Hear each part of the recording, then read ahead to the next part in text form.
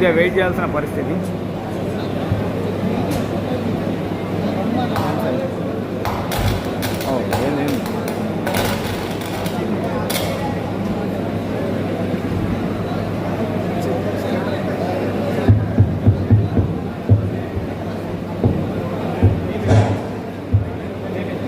పెద్ద జీవన్ రెడ్డి గారిని మాట్లాడాల్సిందిగా కోరుతా ఉన్నాను.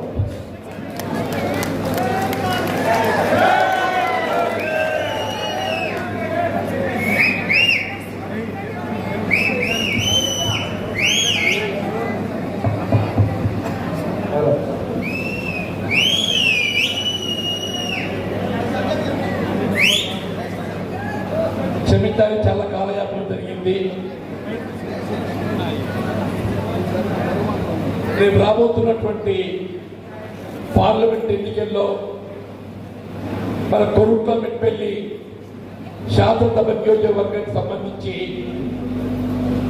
కాంగ్రెస్ పార్టీని సమాజంతో చేయాలనే భావంతో మరి ఈనాడు నిర్వహణ తలపెట్టిన కార్యకర్తల సమావేశ నిర్వాహకులు మన కోట్ల శాసనసభ నియోజకవర్గ కాంగ్రెస్ పార్టీ ఇన్ఛార్జిగా బాధ్యతలు నిర్వర్తిస్తున్నటువంటి సోదరుడు జువాడి నరసింహరావు గారు, వారితో పాటుగా మిత్రుడు సుజిత్రావు గారు, అట్లాగే కొమ్మిరెడ్డి కరణ్చంద్ గారు, మా మిత్రుడు జువాడి కృష్ణారావు గారు, ముఖ్యంగా ఈనాటి కార్యక్రమం ముఖ్య అతిథులు జగిత్యాల జిల్లా కాంగ్రెస్ అధ్యక్షులు ధర్మపురి శాసనసభ నియోజకవర్గ శాసనసభ్యులైనటువంటి అట్లూరి లక్ష్మణ్ కుమార్ గారు, మరి ఇలాంటి కార్యక్రమాన్ని ప్రత్యేక ఆహ్వానంలో ఇచ్చేసినటువంటి మా సోదరుడు చొప్పదండి శాసనసభ్యులైనటువంటి మేడిపల్లి సత్యం గారు, అట్లాగే రైతు నాయకులు, రైతు సమస్యలపై విశేష అనుభవం ఉన్నటువంటి రాష్ట్ర కిసాన్ సెల్ అధ్యక్షులు అన్వేష్ రెడ్డి గారు, మా మిత్రులు ఉర్దూ అకాడమీ అధ్యక్షులైనటువంటి తహార్ బిన్ హమ్దాని గారు, ఇక్కడ స్థానికంగా మరి కార్యక్రమం నిర్వహణలో ఏదైతుందో ప్రధాన పాత్ర పోషించినటువంటి బ్లాక్ కాంగ్రెస్ అధ్యక్షులు, వివిధ మండలాలకు చెందినటువంటి కాంగ్రెస్ పార్టీ అధ్యక్షులు, నగర కాంగ్రెస్ అధ్యక్షులు, కిసాన్ సెల్ అధ్యక్షుడు మిత్రుడు జగన్ రెడ్డి గారు, వివిధ హోదాల్లో ఉన్నటువంటి కాంగ్రెస్ నాయకులు, నాతో పాటు సమావేశం ఇచ్చేసిన జగిత్యాల మున్సిపల్ చైర్పర్సన్ అయినటువంటి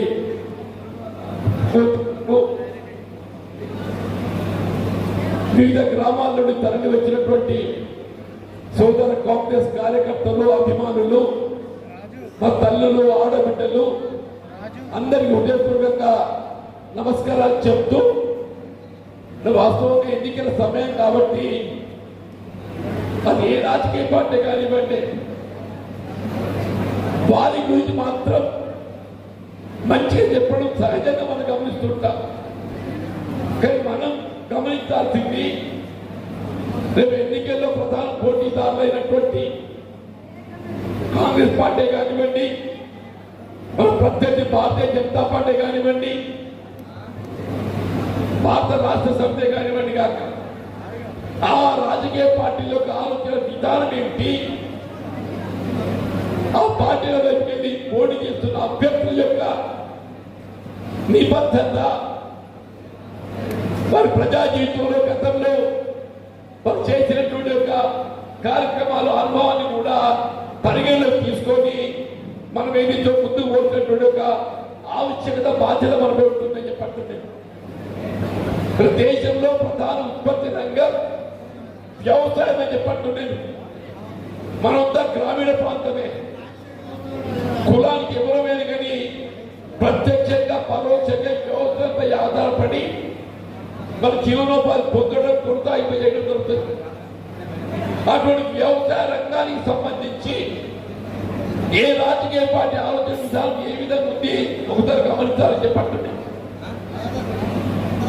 వ్యవసాయ రంగంలో రైతాంగానికి ఏం కావాలి, మనం పండించే పంటకు కనీసం మద్దతు ధర లభించాలని చెప్పండి.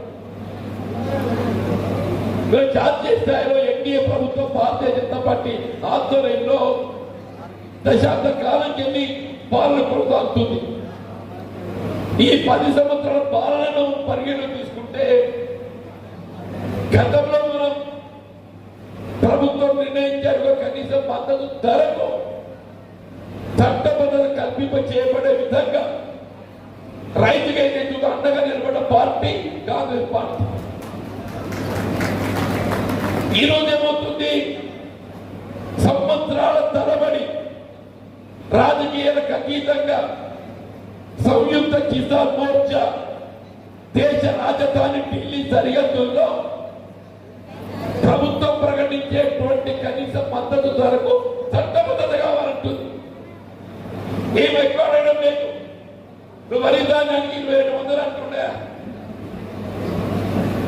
మనం ఏమంటున్నాం, ఆ 2700 ఖచ్చితంగా ఇప్పిస్తా చెప్పని చెప్పంటున్నాం. చెప్పాలి చెప్పకుండా కనీస మద్దతులు విలువేంటి అని చెప్పంటు నేను. మరి మోడీ గారు ఏం చెప్తున్నావు, దేశ ప్రధాని ఇవి నువ్వే కనీస మద్దతులు నిర్ణయింపజేస్తూ వాడి చట్టబద్ధ కల్పన చేయాలని చెప్పంటే నీకెందుకు చెవికెక్కడం లేదు అని చెప్పంటుంది.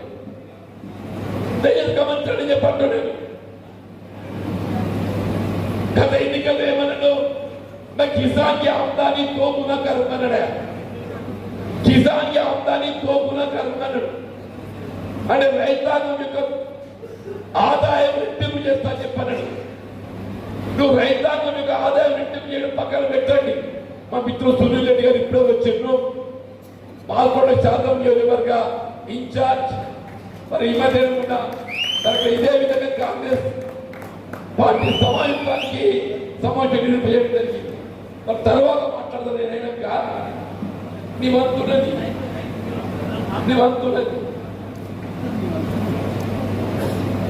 ఇవాళ కిసాన్ కి ఆదాన్ని తోపుగా కనుగొన్నాడే, రైతు ఆదాయం రెట్టింపు చేస్తాడు. 10 సంవత్సరాలు గడుస్తుందే రైతు ఆదాయం రెట్టింపు ఏమో కానీ పెట్టుబడి మాత్రం రెట్టింపు అయింది. పెట్టుబడి రెట్టింపు అయిందని చెప్పండి. ఇవాళ ఎరువు బస్తాలు రసాయనిక ఎరువుల ధరలు ఏదైతుందో రెట్టింపు అయిపోయినాయి. నీ పొటాష్ కానీ సూపర్ కానీ కాంప్లెక్స్ కానీ నువ్వు ఏదేమి తీసుకొని చెప్పండి. నేను మిత్రుడు అరవింద్ గారు మాట్లాడుతూ మేము రసాయనిక ఎరువులకు ఏదైతుందో కేంద్రంతో రాయితీ కల్పిస్తుందని చెప్పంటాడే. నువ్వు నిజంగానే రసాయనిక ఎరువులకు ఏదైతుందో కేంద్రంతో ఎంత రాయితీ కల్పిస్తుందో నాకు తెలియదు, కానీ ఒకసారి ఏదైతుందో 2014లో ఇదే రసాయనిక ఎరువుల ధరలు ఏముంటే ఇవాళ ఏమున్నాయి ఒకసారి పోటీ చూడాలని చెప్పండి. ఆనాడు ఏదైతుందో కాంప్లెక్స్ 970 1600 నిజమవుతుంది. 970 28 ఇవాళ ఎంతుంది 1600 అని చెప్పంటున్నా. ఎక్కడ 970 ఎక్కడ 1600 అని చెప్పంటు నేను. ఆనాడు ఏదైతుందో సూపర్ 240 ఉండేది, ఇవాళ ఎంతుంది 620. 2014లో ఏదైతుందో మోడీ గారు ప్రభుత్వానికి వచ్చినాడు 240 రూపాయల బస్తా 620 అంటే 2 రెట్లు పెరిగిందని చెప్పండి. దయచేసి గమనించండి చెప్పంటున్నా. పొటాష్ ఏదైతుందో అక్కడ 650 ఉంటే ఇలా 1700 అలా 650 ఉంటే ఇవ్వాలంటే 1700 అయితే చెప్పంటు. అంటే 2 కంటే ఎక్కువ అయితే చెప్పంటు. నేను డిఏపీ ఏదైతున్నదో ఆనాడు 1050 ఉంటే ఇలా 1150. యూరియా అక్కడ ఏదైతుందో 220 ఉంటే 260. సరే 260 కాదు, ఇక్కడ గమనించాల్సింది ఏదైతుందో యూరియా 50 కిలోల బ్యాగ్ ఉంటే ఇలా 5 కిలోలు తక్కువ చేసి 45 కిలోల బ్యాగ్ చేసి అంటే నిజంగా రైతు అంటే ఇంత సమాజం అనుకుంటున్నావే నువ్వు. అన్ని సంతులు 50 కిలోలు ఉంటాయి. యూరియా ధర పెంచినట్టు కనబడద్దని చెప్పని 50 కిలోల సంచిని 40 కిలోలు చేసి చెప్పండి.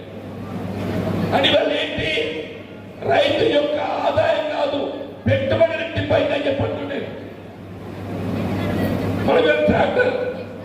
సాగు చేస్తే ఏం కావాలి?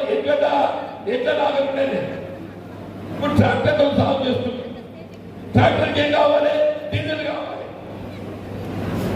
2014 డీజిల్ ధర ఎంతుంటే ఎంతుందే? ఆనాడు ఏదైతుందో అంతర్జాతీయ మార్కెట్లో ఇవాళ డీజిల్ పెట్రోల్ ముడిసరికి అయినటువంటి క్రూడ్ ఆయిల్ $105 బ్యారెల్ ఉన్నాయి. 2014లో డీజిల్ పెట్రోల్ ముడిసరుకు క్రూడ్ ఆయిల్ ధరలు అడుగుతుంటే $105 బ్యారెల్ ఉన్నాయి. ఇవాళ ఎంతుంది? $70 దిగి $105 ఉన్నప్పుడు డీజిల్ ₹50.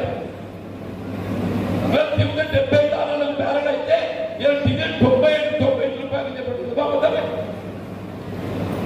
పెట్రోల్ అన్నాడు ఏదైతుందో ₹70 ఉంటే ₹105. ఇదేనండి ఆర్థిక అభివృద్ధి చెప్పడుతున్నాను నేను. ఇదేనండి ఆర్థిక అభివృద్ధి చెప్పడుతున్నాను. తేజస్ కమిటీ వాస్తవంగా ఇద్దామని చెప్పడుతున్నాను. రైతు అప్పుల ఊరికి నెట్టుకపోయిండు. రైతుల రుణమాఫీ చేయండి, రైతుల రుణమాఫీ చేయండి అని చెప్పంటే రైతులు రుణమాఫీ చేస్తే సోమరిపోతాయి. చూడవా, రైతులకు రుణమాఫీ చేస్తే సోమరిపోతాడు. మరి అదే పెట్టుబడిదారులు వ్యాపారస్తులు దాని అమ్మాయిలు అంటూ ఏదైతుందో ఎన్పిఏ అకౌంట్ నిబంధుంది నాన్ ప్రొడక్టివిటీ 16 లక్షల కోట్లు అలా మాఫీ చేస్తే వాడు సోమరిపోతు కాడాలి. మొత్తం జాతీయ స్థాయిలో రైతాంగానికి ఏం చెప్తుందో కేవలం ₹2 లక్షల వరకు రుణమాఫీ చేస్తే ప్రభుత్వంపై పడే ఆర్థిక భారం 2 లక్షల కోట్లు. కాంగ్రెస్ పార్టీకి నిబద్ధత గల పార్టీ అని చెప్పంటున్నా. రైతు సంక్షేమ కొరకు కట్టుబడిన పార్టీ అని చెప్పంటున్నాను. రైతాంగానికి మద్దతు ధరకు చట్టబద్ధత కల్పించేయడమే కాదు, 2008-9లో యూపీఐ చైర్పర్సన్ సోనియా గాంధీ గారు ఏదైతుందో ₹1,00,000 వరకు యావత్ భారతదేశంలో రైతు చెల్లించాల్సిన రుణం మాఫీ చేసిన ఘనత కాంగ్రెస్ పార్టీ మాత్రం దక్కుతుంది. నేను అడుగుతున్నాను మిత్రులు గారిని, నిజంగా రైతు సంక్షేమాన్ని కల్పించేవాడు అయినట్టయితే కాంగ్రెస్ పార్టీకి ఆలోచన విధానాన్ని చెప్తున్నాను. జాతీయ స్థాయిలో ఇండియా కూటమి ప్రభుత్వం అధికారం రావడంతోనే మేము మొట్టమొదటిగా మనం చేతలు పెట్టే కార్యక్రమం ఏమైతుందో వ్యవసాయ ఉత్పత్తులకు కనీస మద్దతు ధరకు చట్టబద్ధత కల్పించేయమని పట్టడం. నెంబర్ 2, రైతు చెల్లించాల్సిన రుణం ఏదైతుందో అప్పు ₹2 లక్షల దాకా మేము మాఫీ చేస్తాం. అరవింద్ గారు అంటాడు కావచ్చు, నువ్వు వస్తావని గ్యారెంటీ అంటాడు కావచ్చు. నిజమే, నువ్వు వస్తావు నేను వస్తావు ప్రజలు తెలుస్తారు. కానీ తెలంగాణ రాష్ట్రంలో ఆల్రెడీ ప్రజలు కాంగ్రెస్ పార్టీకి అవకాశం ఇచ్చారు. రేపు జాతీయ స్థాయిలో నిజంగా ఇండియా కూటమి అధికారానికి వస్తే సంతోషం. మాకేదైతుందో కేంద్రానికి వెళ్ళి రాష్ట్రానికి కొంత వెసులుబాటు లభిస్తుంది. కానీ కేంద్రంలో అధికారి రాకున్నప్పటికీ కూడా ఆల్రెడీ మేము ఎన్నికల ప్రణాళికలో పేర్కొన్నట్టు రాష్ట్ర స్థాయిలో రైతు చెల్లించాల్సిన రుణం ₹2 లక్షల వరకు మనం చెల్లించవలసిన అవసరం లేకుండా బ్యాంకర్స్ ఏదైతుందో రైతు చెల్లించాలి రుణం ఏదైతుందో ప్రభుత్వం బదలాయింపు చేసుకుంటుంది. ప్రభుత్వం ఏదైతుందో బ్యాంక్ లో పూర్తి ఖర్చు ఉంటుంది. మనం అప్పు చెల్లించాల్సిన అవసరం లేకుండా రేపు ఖరీఫ్ నాటికి ఏదైతున్నదో మనకు మళ్ళీ కొంత అప్పు ఇవ్వబోతుంది ఈ కాంగ్రెస్ పార్టీ ప్రభుత్వం చెప్పి మనం చేస్తున్నాం. నువ్వు చెప్పవా? ఇంత స్పష్టంగా లేకుండా నేను రైతు బంధు తెలంగాణ ప్రభుత్వం మంచి కార్యక్రమం చేసిందే. రైతులకు ఏదైతే పెట్టుబడి సమకూరుస్తా అని చెప్పండి. కానీ ఏదైతుందో వాస్తవం సాగు చేసిన రైతులు తగ్గుతారు. ఆ విధంగా కాకుండా నువ్వు సాగు చేసినా చేయకుండా గుట్టలకు పుట్టలకు రియల్ ఎస్టేట్ వ్యాపారాలు కల్పించేసి మేము కాంగ్రెస్ పట్ల కాదు వాస్తవంగా సాగు చేస్తే రైతులు చెప్పంటున్నాను.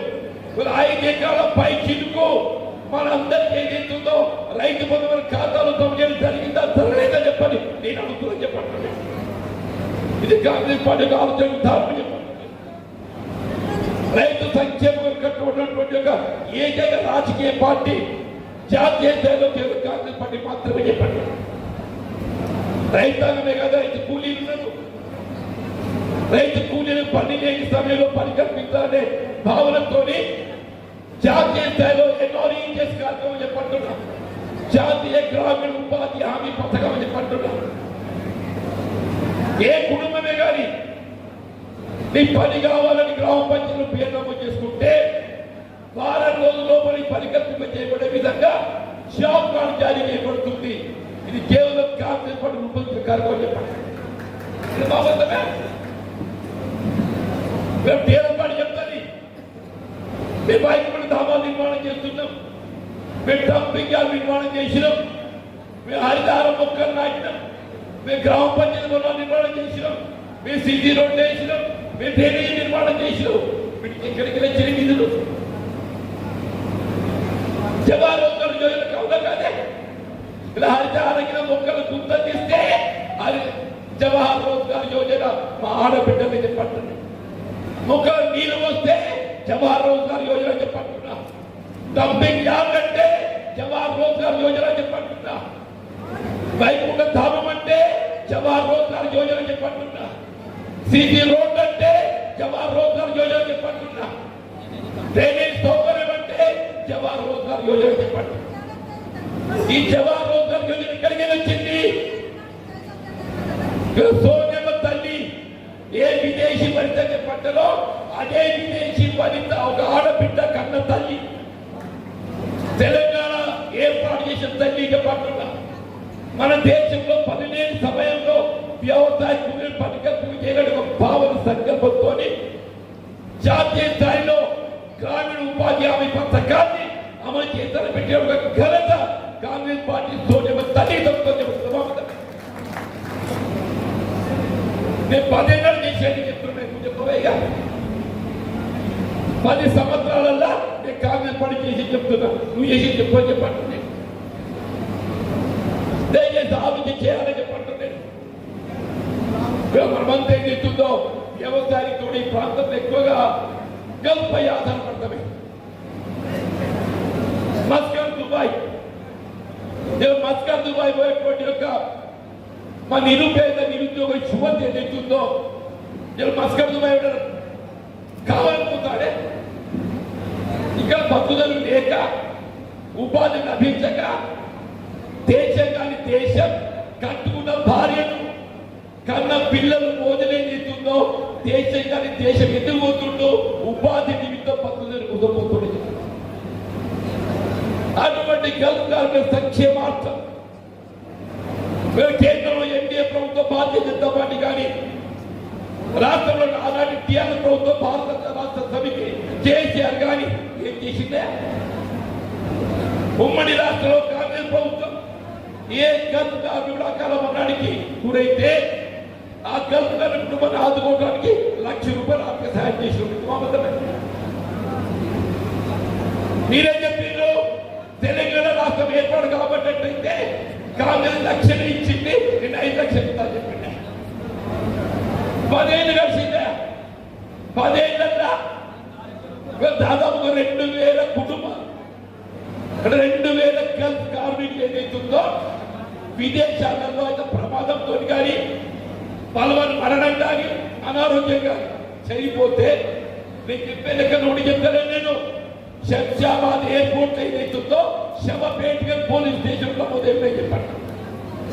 2,000 కుటుంబాలు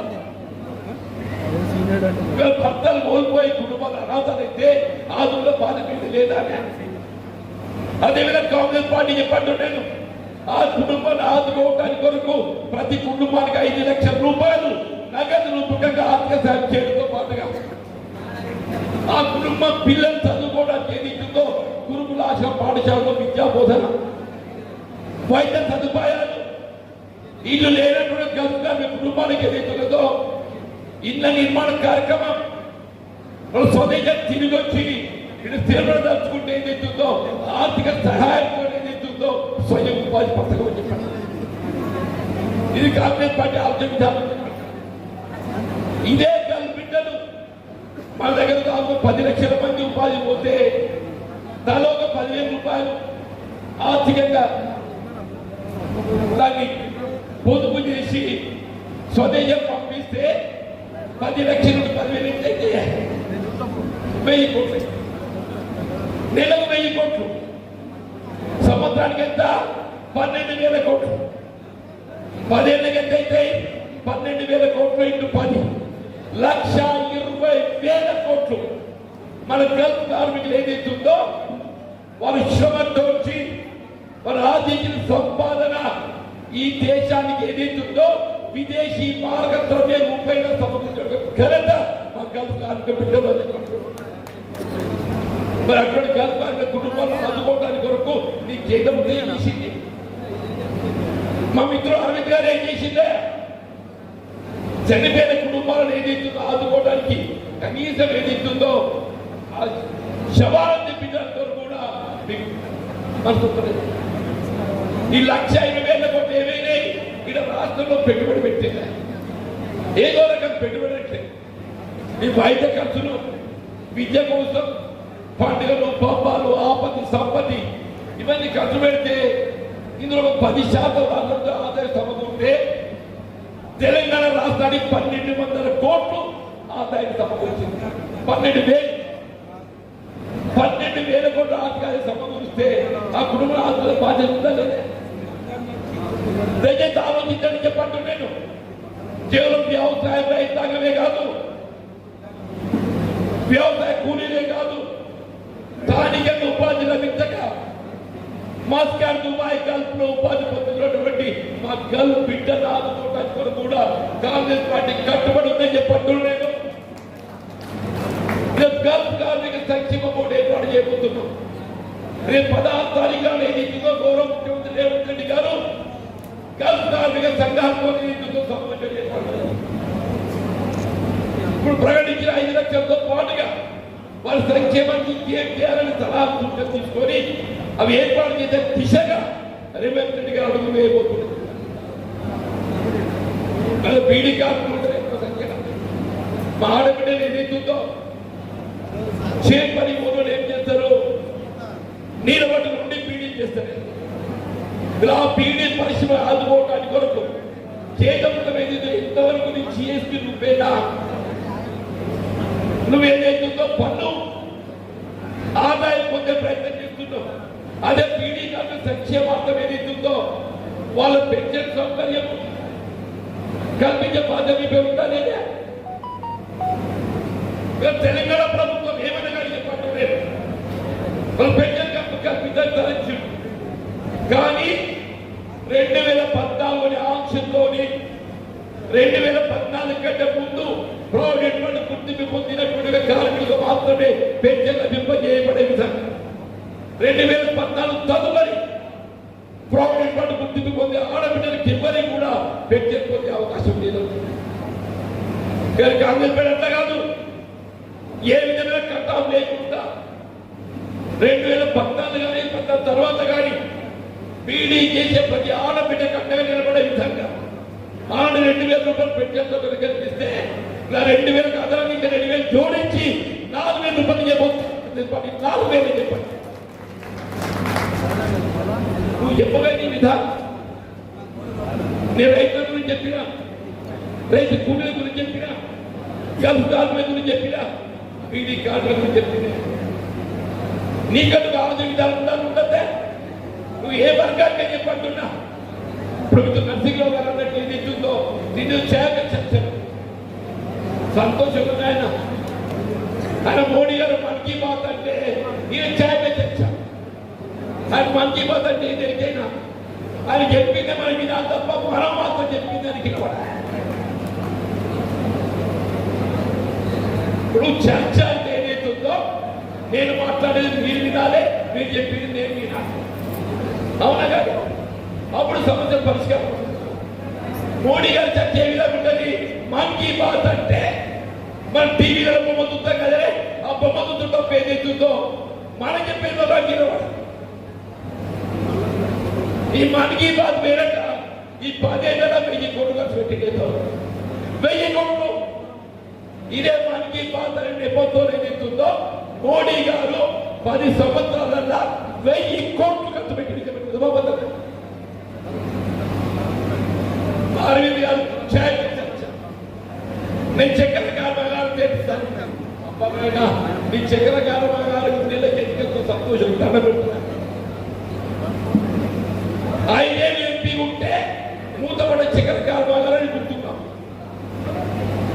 అది చక్కెర కర్మాగారం ఎట్లా పరిణామం అయింది, ఎట్లా మూతపడ్డది? 2001-2లో చెప్తున్నాను. అప్పుడు రాష్ట్రంలో తెలుగుదేశం ప్రభుత్వం అధికారంలో ఉండేది. ఆనాటి తెలుగుదేశం ప్రభుత్వం భారతీయ జనతా పార్టీ మిత్రపక్షాలు 1999 ఎన్నికల్లో ఇదే మెట్పల్లి శాతం నియోజకవర్గం నుండి తెలుగుదేశం పార్టీ భారతీయ జనతా పార్టీ మిత్రపక్షాలుగా వెంకటరమణారెడ్డి శాతం గెలిచింది. అబద్ధమే. అంటే ఈ ప్రైవేట్ పరంలో ఏదైతుందో భారతీయ జనతా పార్టీ పాత్ర ఉందా లేదా? అప్పుడు ఎంపీ ఎవరు? సిఐ విద్యాసాగర్ కేంద్రంలో మంత్రి. సిఐ విద్యాసాగర్ కేంద్రంలో మంత్రి. భారతీయ జనతా పార్టీ నీ పాత్ర ఉందా లేదా? దాన్ని కొనుగోలు చేసింది ఎవరు? గోకరాజు గంగరాజు. ఆడేవాడు ఆడో బీజేపీ. నిజమాబద్ధమే. మా పాత్రే సోదరు ఓటుకు దయచేసి రాయండి. ఇది ప్రైవేట్ పరం చేసి నాడు ఏదైతుందో ఆనాడు తెలుగుదేశం పార్టీ భారతీయ జనతా పార్టీ మిత్రపక్షాలు మెట్పల్లి శాతం స్థానాన్ని ఏదైతుందో భారతీయ జనతా పార్టీ ప్రాతినిధ్యం. అప్పుడు మెట్పల్లి కరీంనగర్ పార్లమెంట్ నియోజకవర్గంలో మిత్రుడు విద్యాసాగర్ ప్రాతినిధ్యం వహిస్తుంది. కొన్నోడు Gokaraju Gangaraju member parliament Bharatiya Janata party. ఇది మూతపడ్డది ఎప్పుడు?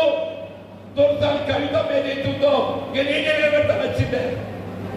అందరు సంబరపడ్డామా ముఖ్యమంత్రి బిడ్డ చక్కెర ఫ్యాక్టరీ ప్రభుత్వ పరంగా నిర్మింపజేస్తుంది. ఏ 51% వాటాతో ప్రైవేట్ రంగంలో కర్మాగారం. ముఖ్యమంత్రి తనయ్య కవిత గారు ఎంపీ గెలిస్తే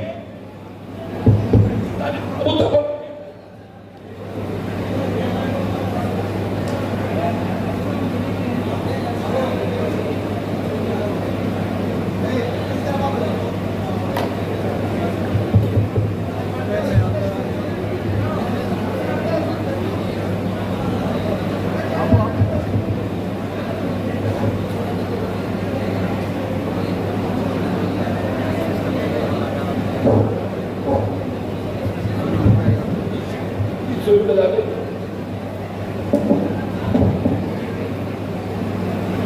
కవిత గారు ఎంపీ గెలిస్తే అంతలో ప్రైవేట్ రంగంలో నిర్మింపబడిన చక్కెర కర్మాగారం ప్రభుత్వ రంగంలో ప్రభుత్వ పరంగా దాన్ని నిర్మింపజేస్తారని చెప్పి అనుకున్నాను.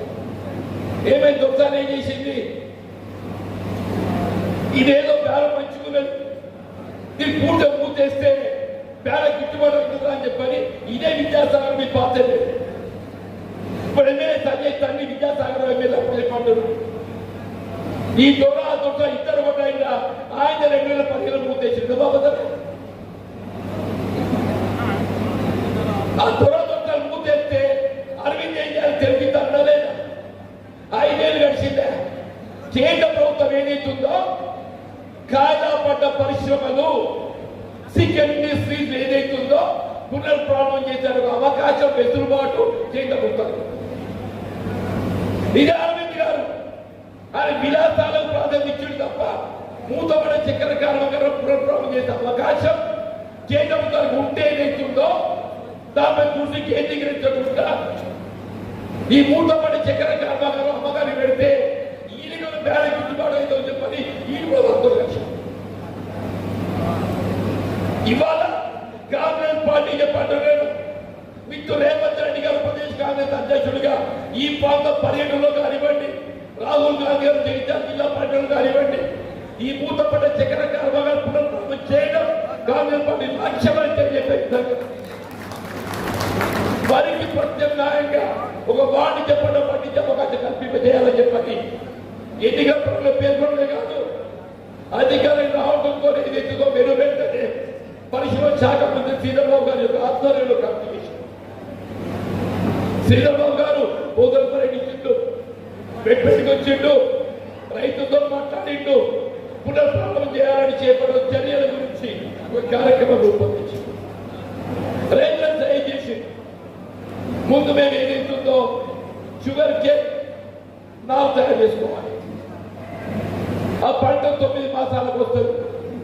మీరు కనీసం 25 డిసెంబర్ చివరిలోగా ఈ ఉత్పత్తి ప్రారంభమైనట్లయితే, కృషి ఆరంభమైనట్లయితే మాకు వెసులుబాటు పేర్కొనడంతో వెంటనే ఆదేశాలు జారీ చేసి రేపు 25 డిసెంబర్ చివరిలోగా మనం మెట్పెళ్ళి కాదు 103 చక్కెర కర్మాగారాలు చెప్పండి తెప్పించే విధంగా కార్యక్రమాన్ని ప్రకటిస్తే అరవింద్ గారు ఇప్పుడు అంటున్నా నేను చక్కెర పార్టీ చేస్తాను ఆయన నీకంత శ్రమ ఎందుకు? అరవింద్ గారిని మనం చేస్తూ దయచేసి నీకంత శ్రమాకరం ఆయన మేము ఆల్రెడీ నిర్ణయం తీసుకున్నాం. కాంగ్రెస్ పార్టీ రాష్ట్ర ప్రభుత్వ పరిధిలో 2025 డిసెంబర్ చివరిలోగా రాష్ట్రంలో 3 చక్కెర కర్మాగారాలు మెట్పల్లితో పాటుగా మల్లాపూర్, ముచ్చంపేట ఇవి ఆరంభింపజేయడం కాంగ్రెస్ పార్టీ యొక్క లక్ష్యం, బాధ్యత చెప్పని నేను మనం చెప్పాను. ఏదో పసుపోటు అంటాడే నేను ఎన్నికల బాండ్ రాసిచ్చిన ఈయన చూసి ఎవరు చూడాలి, కాయలు రాసిచ్చిన ఎవరు చూడలేదు. 5 రోజుల పసుపు ఓటు ఏర్పాటు చేస్తాం. 5 రోజులు కాదు, 5 ఏళ్ళు 5 రోజులు కాదు, 5 ఏళ్ళు నేను చెప్పంటున్నా. ఈడు బాండ్ రాసియక ఆ మోడీని పడితే ఆందోళన నువ్వు ఏ ఉత్తర్వు ఇట్లే కట్లే. ఆ మోడీ గారు ఏం చేసిండు? నేను చక్కెర 13 ఏర్పాటుకి ఏదైతుందో నేను ఏర్పాటు చేస్తే నాడుగు జీవో ఇచ్చింది అక్టోబర్ 4 2023 6 మాసాలు గడిచిందే. ఇప్పుడు చక్కెర కూడా ఎక్కడ ఏర్పాటు చేస్తావురా అని చెప్పంటే లేకొద్దు. నువ్వు ఇందూరులో పెడతావా, నందిపేట పెడతావా, అలహాబాద్ పెడతావు, ఎక్కడ పెడతావు? నేను అరవింద్ అంటుడు ఎక్కడ కాదు ఇందూరులో పెట్టిస్తా. అరే నేను ఇందూరులో పెట్టిస్తే తెలివి ఉంటే అదే ఉత్తరంలో ఏదైతుందో ఇది ఇందూరులో ఏర్పాటు చేయబోతుంది నిజామాబాద్ జిల్లా కేంద్రంగా అని చెప్పని ఏర్పాటు పెట్టాలి. పెట్టండి ఎందుకు పెట్టేది పైన నీకు కింద శుద్ధి లేదు.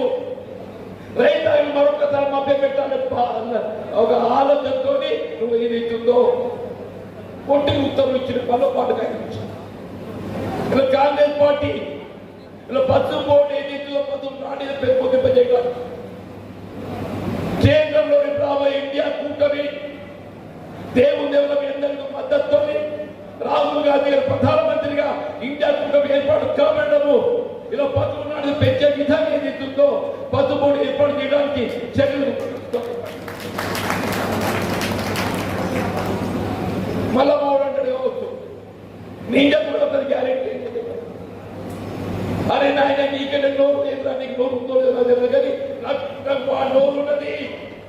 నేను శాసన సభ్యుడిగా శాసనమండలి సభ్యుడిగా అది ఏ సమస్య కానీ ఏ సమావేశమే కానీ ఆ ప్రాంత సమస్యలు ఏదైతుందో సభలో వినిపించినటువంటి ఒక ప్రజాప్రతినిధి జీవన్ రెడ్డి చెప్పండి. రేపు ఈ ప్రాంతంకి వెళ్ళి మన సమస్యలను పార్లమెంట్ లో కల్లా వినిపించబోయేది మీ అందరి యొక్క దయతో ఏదైతుందో పార్లమెంట్ సభ్యులు కాబోయే జీవన్ రెడ్డి ప్రజలు ఎందుకు ఇవాళ ఏదైతుందో సుదీర్ఘ ప్రజా జీవితమే 40 సంవత్సరాలు 6 సార్లు ఎమ్మెల్యే,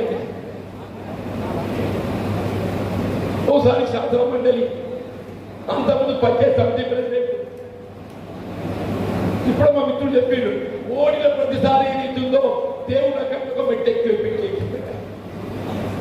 నేను 94 ఎన్నికల్లో ఆశించిన పెట్టకపోతే 96 పేరుకి వచ్చిన అబ్బాయి గెలిచిన మిత్రులు అన్నగారు పార్లమెంట్ పోయి ఆ పార్లమెంట్ ఎన్నికల్లో మొత్తం తెలంగాణ ఉమ్మడి రాష్ట్రంలో ఏదైతుందో బహుజన కూడా ఏ ప్రతిపక్ష పార్టీ అభ్యర్థి కూడా పోలైన ఓట్ల సగం 1,15,000 పోలైతే 54,000 మెజార్టీతో గెలిపించినట్టుగా మరి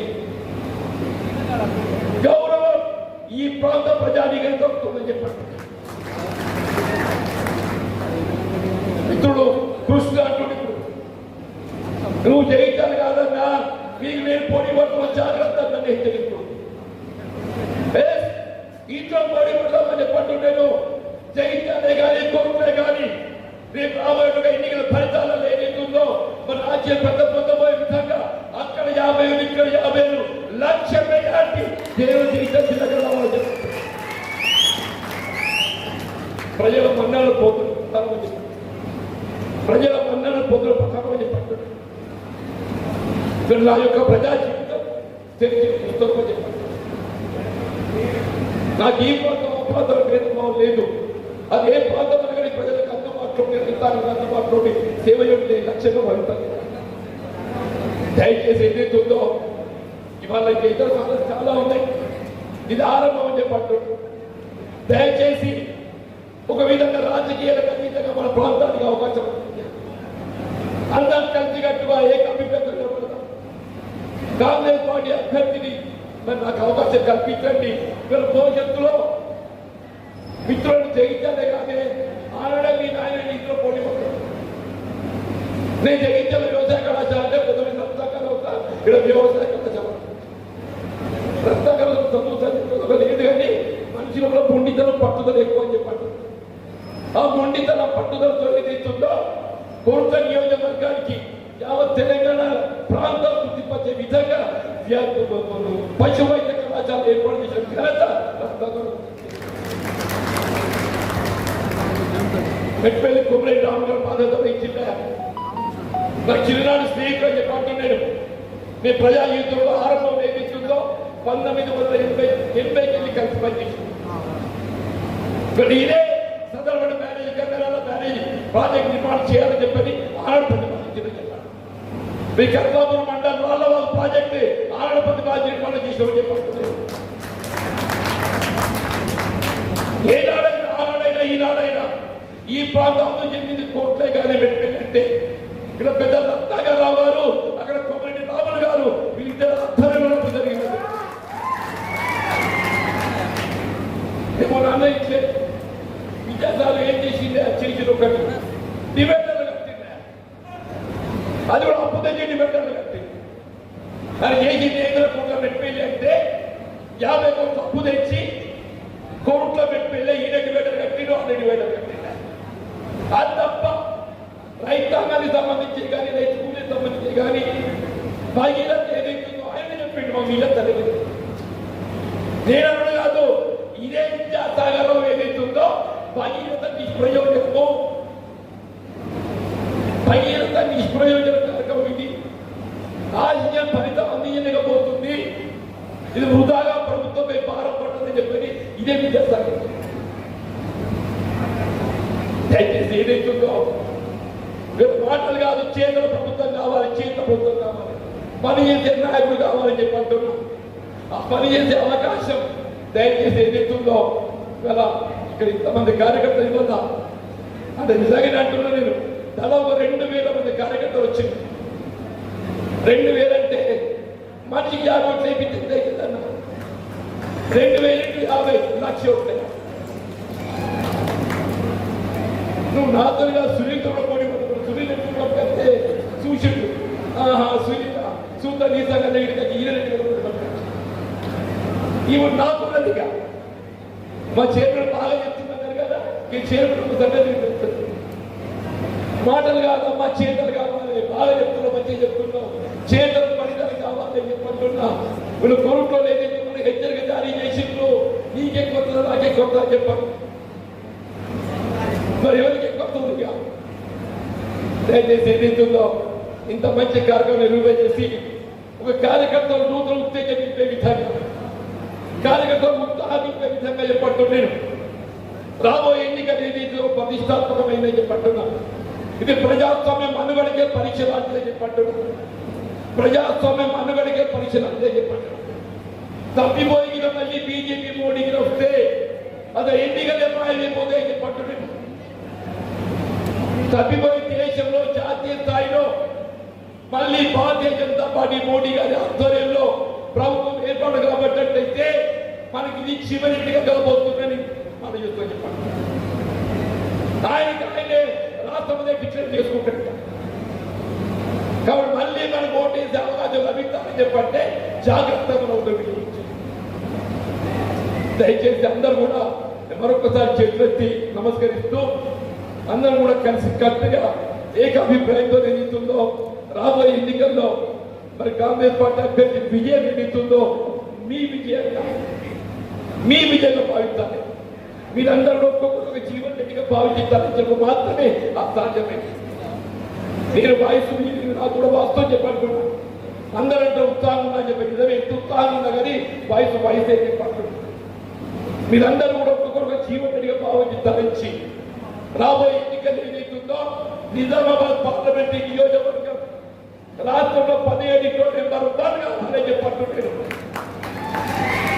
ఇలా కాంగ్రెస్ పార్టీ అధిష్టానం అఖిల భారత కాంగ్రెస్ పార్టీ రాష్ట్ర కాంగ్రెస్ అధ్యక్షుడు రేవంత్ రెడ్డి గారు విశ్వాసాన్ని నిలబెట్టుకునే విధంగా అందరూ కూడా కలిసికట్టు కృషి చేయాలని కోరుతూ సెలవు తీసుకుంటూ జై హింద్ జై కాంగ్రెస్. ఒక్కసారి అందరూ దయచేసి చేతి గుర్తుకే చేతి గుర్తుకే జీవన్ రెడ్డి గారి నాయకత్వం, జీవన్ రెడ్డి గారి నాయకత్వం. మీ అందరికీ ఒకటి తెలియజేస్తున్న ఏంటంటే తెలియంది, జీవన్ రెడ్డి గారు ప్రతిసారి ఓటమి తర్వాత గెలుపు ఉంటున్నది. మీరు చరిత్ర చూసుకొని గూగుల్లో కొట్టి చూడండి. ఒకసారి